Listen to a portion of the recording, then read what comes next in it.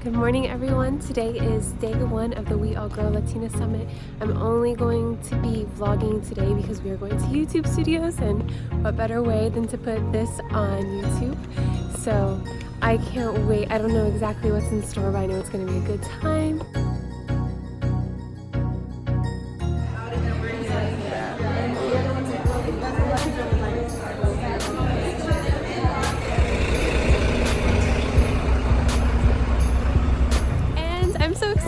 I finally met another Latina travel blogger. Hello, how are you? We're getting here to YouTube. Let's see.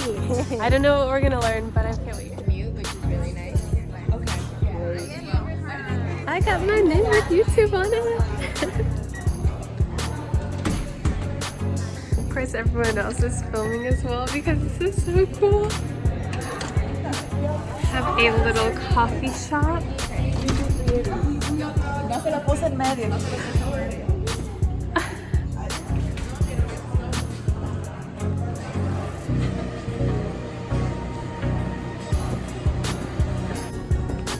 It's going to be a co-working space when you get 10,000 subscribers, so help me out, guys.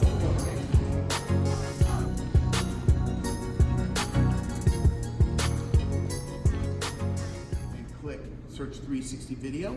You have to use the YouTube app. You can't go through your browser like Safari or Chrome. You have to go through your YouTube app, and I will show you that. So once you get to YouTube, you can search 360 video. I'll just show you one of my examples. I had as me and my son are swimming the rapids of the Grand Canyon. So you can literally look around, and we have a camera here that I can show you how it works. We got a virtual reality headset. So we got a really quick intro into virtual reality and 360 video. Don't think I'm doing that anytime soon. Got to get my actual travel content down, but it's still really exciting to see how much things are changing and just the idea that you can get a 360 camera.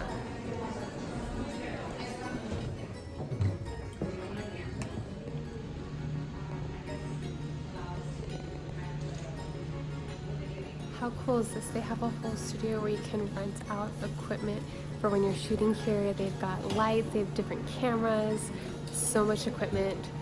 This is cool. I want to be able to do this.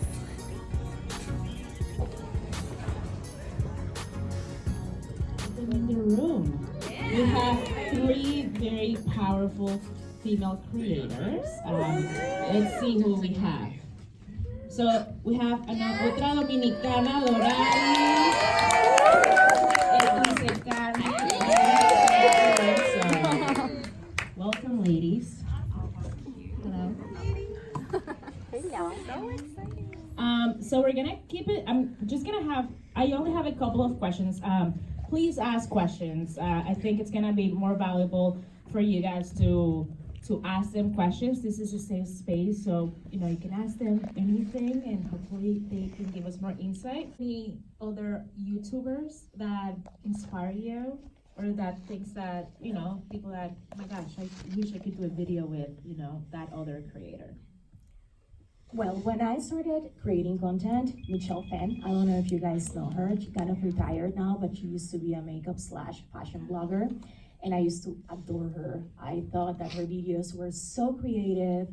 They were so, just so beautiful. I am sure she spent days creating her content because her videos were so different and so unique. And she also is the founder of Ipsy. I don't know if you guys know Ipsy. She has her own makeup brand, so she was certainly someone that I looked up to. I love her. Yeah. There's one person that she has a YouTube channel but doesn't upload a lot, but she has this amazing podcast called Let There Be Loose. Hey. She's here.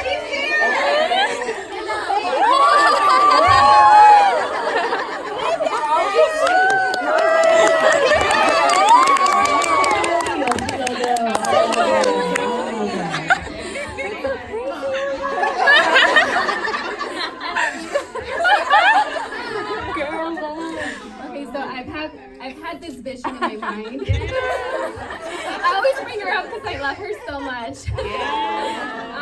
But yeah, I wanted to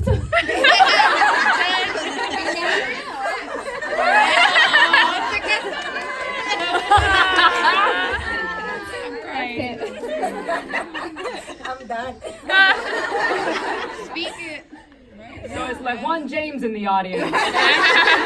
Damn it. You know, I'm not over this. Yeah, when I was, at the very start of the internet, for me it was like E-Bombs World and all the weirdos that put, does anybody remember that? Yes. Please, oh God, okay. E-Bombs World, the guy who made the shiz video, like these comedians that just threw on wigs and just did it. And I was still in high school and I looked up to them, but I was also just jealous and anxious. And I was like, I want to be doing this too. Eventually it was Jenna Marbles, and then people like Lily Singh, who I adore, and I would love to do a video with her. And then of course I mentioned the Juan James because there weren't a lot of Caribbean influencers and Latinos doing content that I could really relate to. And it's been an honor actually knowing him. So like he and I have met on various occasions. Also Joanna Hausman is another one who I adore. We've met and we all kind of look out for each other despite living in different parts of the country. So I think it's really cool, like the community, even within the comedic Latino realm, like everyone looks out for each other and we're like good friends. Yeah, I love that. And here on YouTube, we're really trying to make sure that we're building programs because the community it's everything, right? And it's so, and that's why we're here, right? I think it's so interesting and fascinating when we can see ourselves in the lives of others. So I love all of them. I love everyone. Okay, I'll ask one last question. So if you guys have any questions, you can raise your hand. And I mean, this small room should be fine. How long do you think your career will last on YouTube? I don't wanna. No, I'm just kidding. Look, I love creating content. I love it. It's part of me. It's very natural. It happens organically. But I think the second I stop having fun, that's when I'm going to stop because your followers will know it. And it's disrespectful with your community to continue creating content when you're not into it, when you don't love it. If you need a break, take a break. But don't go back and pretend that everything is fine because, again, your community deserves that, and I think that's when I'm going to stop. But it's gonna be a long time. No, yeah, I feel the same way. I think for a while I was like, I'm never gonna stop doing YouTube. How can people stop? Because there was like Michelle Phan, she stopped doing it. Yes. I'm like, how do you stop doing YouTube? It's so much fun. It's so rewarding. But I also came to a point where I no longer enjoyed creating the same content because I just sort of became a machine, just pumping out content all the time. And a lot of the platform changed a lot, you know, so I didn't really connect with the new platform anymore. So for me, it was really important to stand back and like take some time off, which was a big risk because, you know, that's my financial stability and a lot of great things have happened from that. But taking a break and realizing that, you know what, I don't want to do this anymore, really just gave me the space that I needed to figure out what I did want to do and rediscover my passion. And that's what I'm doing now, you know, sharing what I have. And it is taking a risk because I'm not getting the same amount of views, but I'm not also doing something that I don't want, you know, and it's also a long-term goal that I have. It's not a short-term because if it's a one-off, I could do a one-off videos, you know, anybody can do them, but is it fun? And like you said, you have to respect your audience, and it's miserable, and you have to enjoy everything, the editing, everything, you know? Because it's a long process. People underestimate how much time it takes. Like my videos, they run from 10 minutes to 15 minutes. Can you guys guess how long it takes me to film a video of like 15 minutes? 12 to 15 hours. People don't see that. And then editing the video is another 10 to 15 hours. People don't see that. It's a long process, and you need to love it in order to do that. Because nothing is guaranteed. Right. You know, there's no guarantee at the end per se. So you have to love it. It has to be your passion. If not, you're gonna be miserable, right? Yes. Yeah, like my goal since I was a kid was to do comedy. And so I found my way, thankfully, through digital.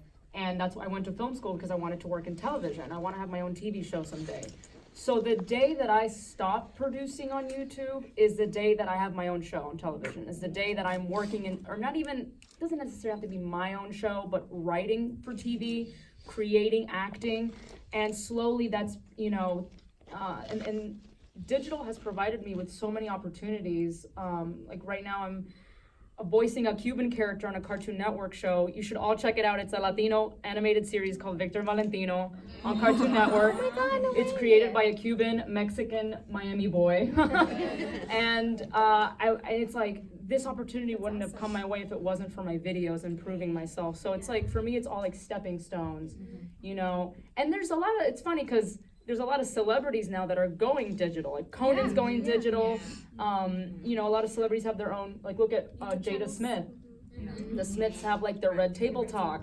So my dream is to still have time, hopefully, if I do get to the point that I'm working on television, that I can still create my own stuff on the internet, because I do love it that much. It's just about a balance and self-care, and you know, because that area is different, but I want to be on the ground floor with my people too, and that's like the way to do it, you know? Right, yeah.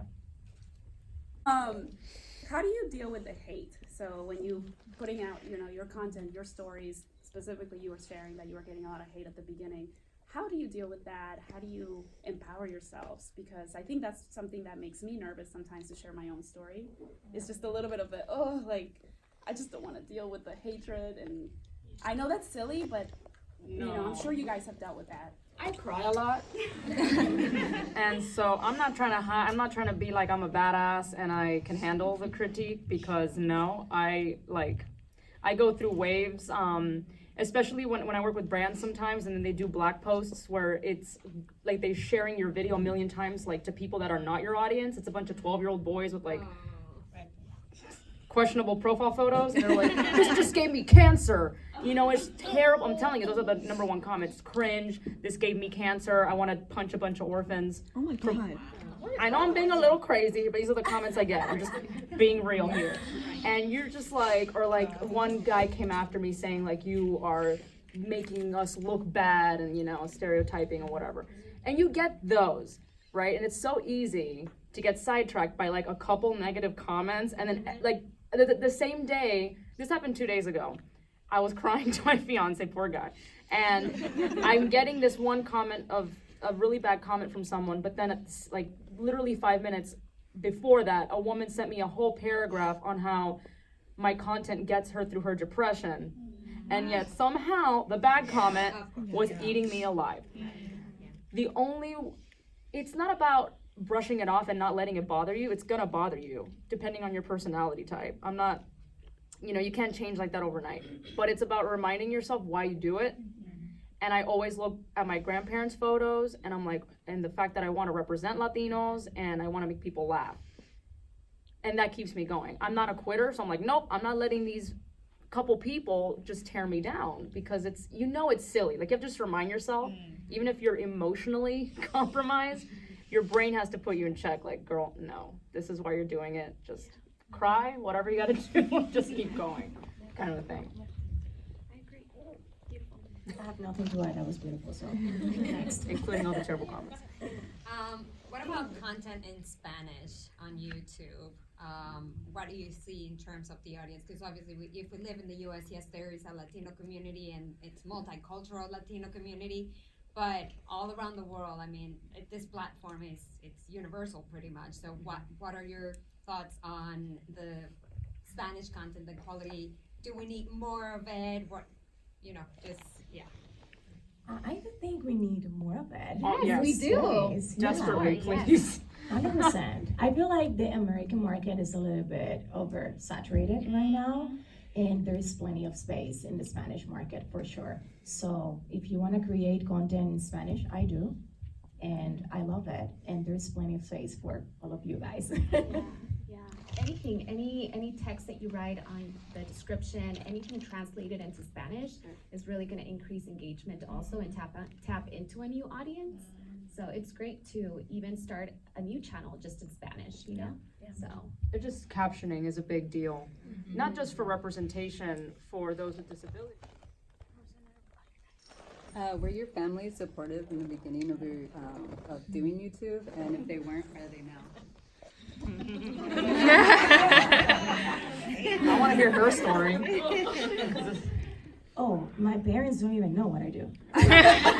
You explain it to them, you're like, They "Ah, don't like, understand what?" that. Yeah, They're like, and I- "You don't understand. yeah, I just see your videos and that's it. Like they don't understand it. But they do support it. At first, it was like really weird for them. Like I was making videos, filming videos in the walk-in closet, talking to myself, talking to this camera, like, oh my God, what happened to my daughter? But now, like after years and years, when they see, like, okay, it's working, that's now a career, it's official, it's legit, she's not doing anything illegal. They're like, okay, we like it, we support it. But I think times are changing. Before, a few years ago, you used to do that, like blogger, what is a blogger? That was not even a profession. And now everyone understands what a blogger is, and I want to believe that everyone understands what the process, like what we go through, what it takes to create content, because it is a lot. So things are changing. Yeah. They are. It's not the tiki anymore. It's like now they're like, oh, okay, I get what this is. Right, yeah. Can I ask, how do you schedule your time for coming up with ideas, shooting it, prepping it, editing it? Do you have a set schedule? Or do you just kind of... Kathy.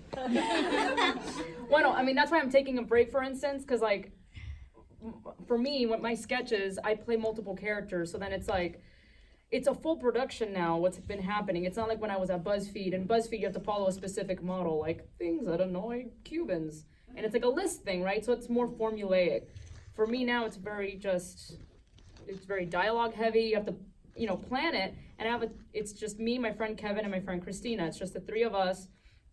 And so the reason why I'm slowing down over the summer is so that I can write a bunch of scripts, then do pre-production on all the scripts, get everything prepared, and then go back and running. I feel like I'm a car on low reserves, and I'm kind of like, and I can't do that anymore. I think sometimes like you do have to stop and go, okay, this is not working anymore. We're professionals, people. We got to do this. We have to be more organized. Eventually, it took me a while to see myself as a businesswoman because I do not understand business whatsoever.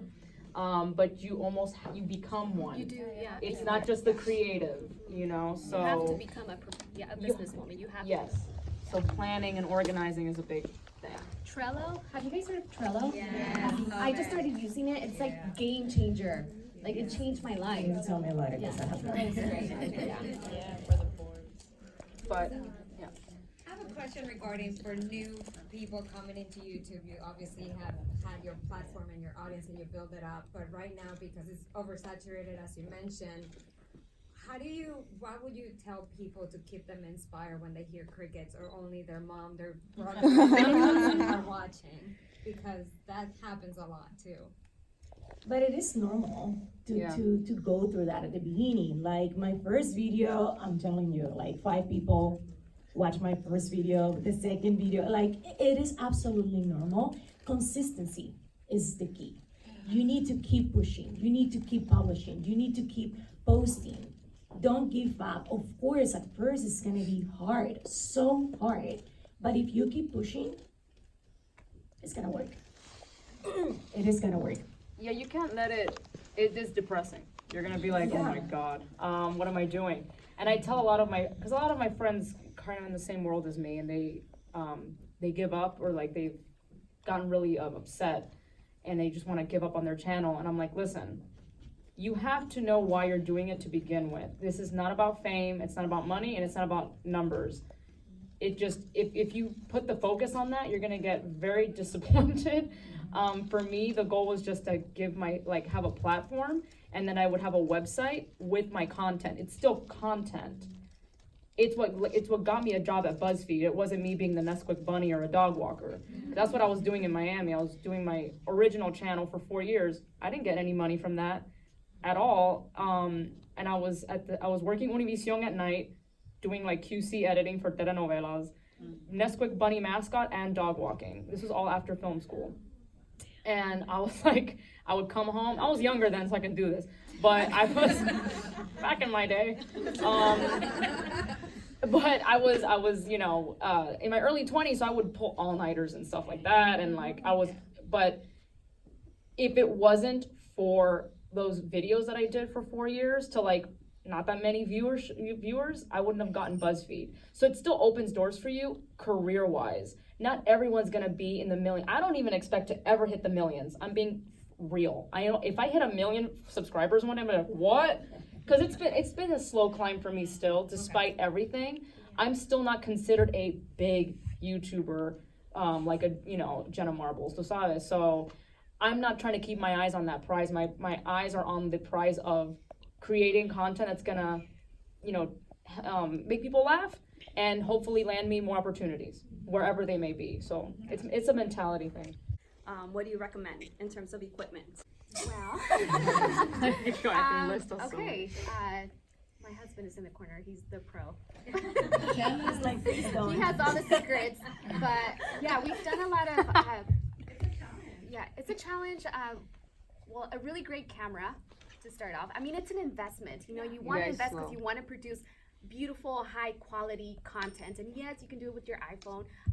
You can do anything. Oh, I'm sorry, I'm not being used to that. You can do it with your iPhone and stuff, but I really feel like I feel like I want to invest in the best equipment to really get the best quality content and deliver the message in a high quality way. So I would say, of course, your MacBook Pro.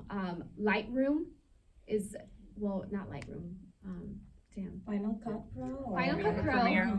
Premiere, yeah. Plugins for either of those two editing softwares are also like big game changers as far as like color story. I really like Premiere Pro though, because you can customize every video to have like the same visual effects, so everything is like uniform.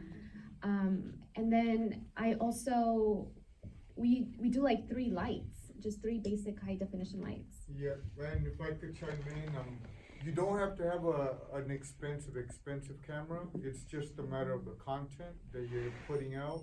A mic is good, a shotgun mic to start off. But if you're gonna do podcasting, you're probably gonna wanna invest in a tabletop like mic, and also a sound recorder would be good too, because that produces the best audio quality as well. Lighting is number 1 too. Yeah, lighting will change whatever camera you're using, even if it's the phone. A ring light is really nice, right? Because you can mount the phone. It doesn't matter if you're filming beauty or lifestyle, like a Diva ring light, like you need that. Yeah. Diva, yes. It's called, yes. You're gonna get that cool little ring effect in your eyeballs, like you're in a Maybelline commercial. I'm sure you guys worked a lot here at the YouTube Spaces today, but we do have classes here. So if you go online in the YouTube Spaces website, we have classes about lighting and tools. I know we have programs. I mean, there's, you have to go through an application process, but things like the Next Up Latino, we just had it in New York a couple of weeks ago, where a group of creators, it's a contest, so you apply if you meet the requirements, and then you can come and you can actually learn about tools. So we can follow up on that, but because I know we have really cool resources here, and I'm sure the team here can help with any other questions. Okay. Hola. So good to see you guys. I love the 3 of you.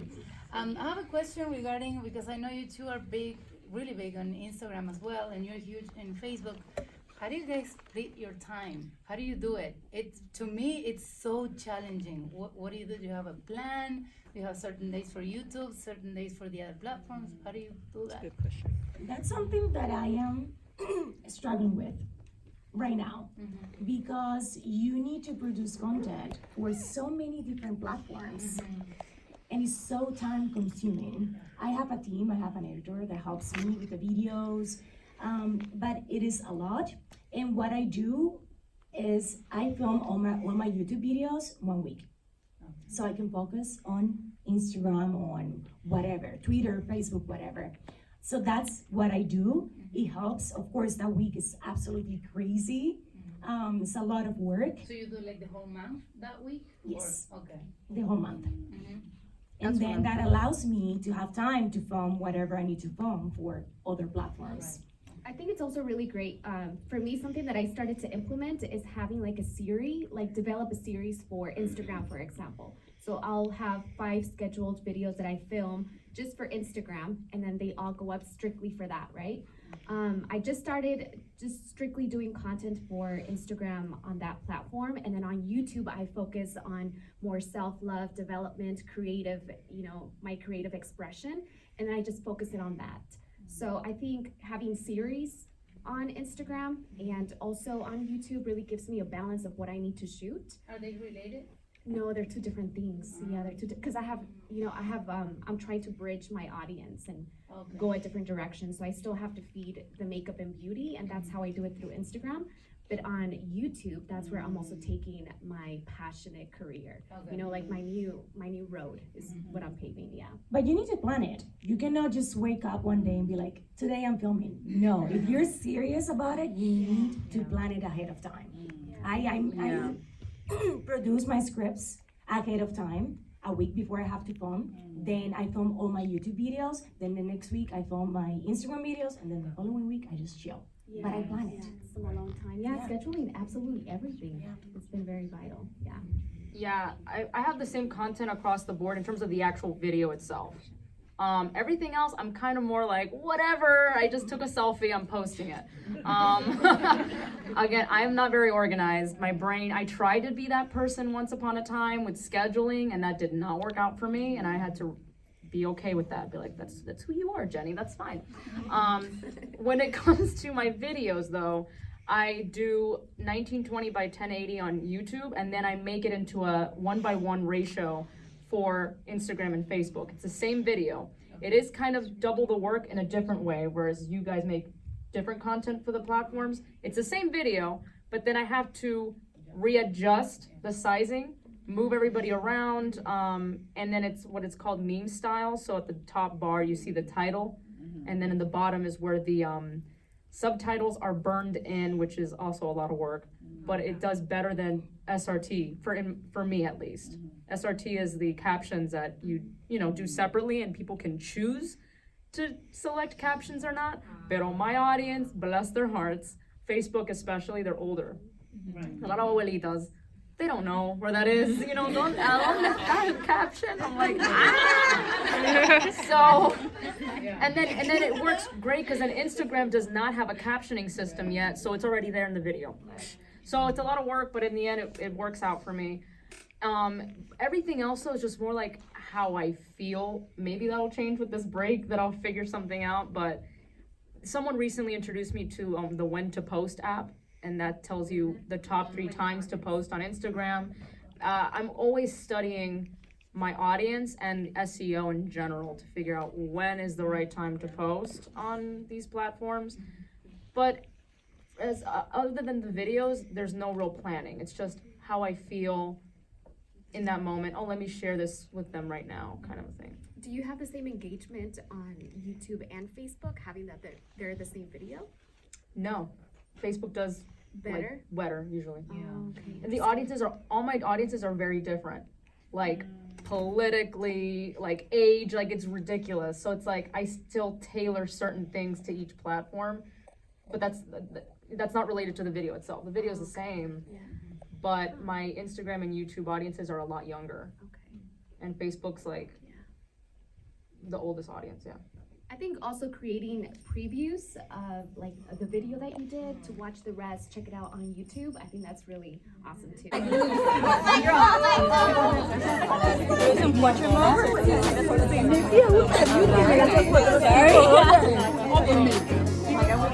Well, that is the end. We're headed back to the We All Grow Latina. I'm gonna have a blog post up with everything on there, but it was just so nice to learn from everyone. There was so much good information. Definitely gonna be working more on my YouTube channel now, but we'll see what else happens the rest of the weekend.